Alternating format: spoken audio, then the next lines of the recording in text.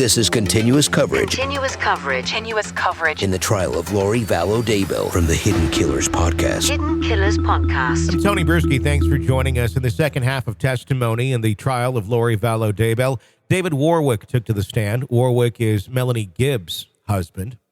The couple, of course, facing charges in the deaths of Vallow's two children, Tylee Ryan and J.J. Vallow. Trial, of course, garnering national attention due to the bizarre circumstances surrounding the case, including the couple's alleged involvement in the religious extreme group.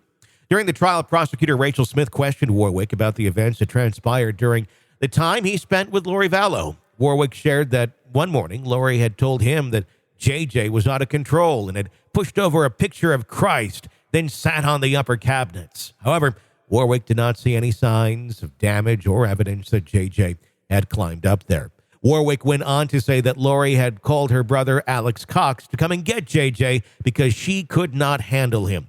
He also mentioned that he did not see J.J. after leaving Lori's apartment and visiting his son. Defense attorney Archibald asked Warwick if he called the police, to which Warwick responded that he did not, as he saw no reason to suspect anything due to Lori's seemingly wonderful nature.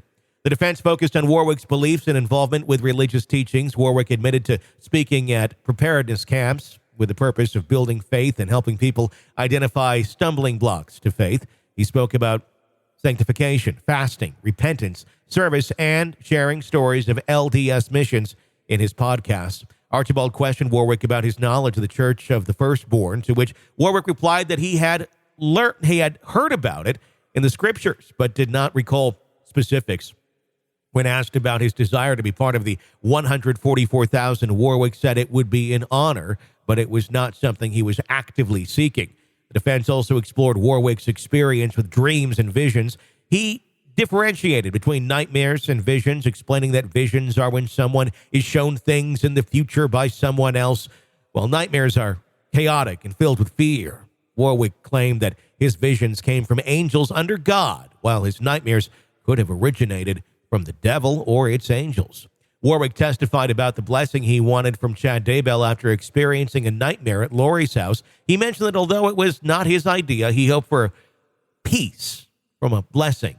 Melanie Gibb, who was present at the time, suggested Chad come over and give Warwick a blessing.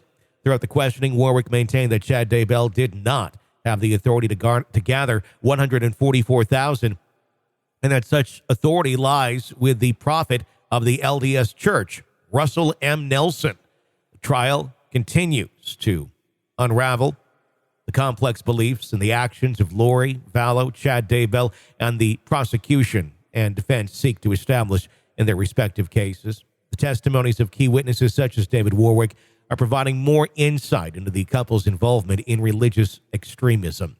That's the latest. We'll have more for you throughout the day, and of course, courtroom audio as it becomes available. I'm Tony Bruschi. This is continuous coverage. Continuous coverage. In the trial of Lori Vallow Daybell from the Hidden Killers podcast. Hidden Killers podcast.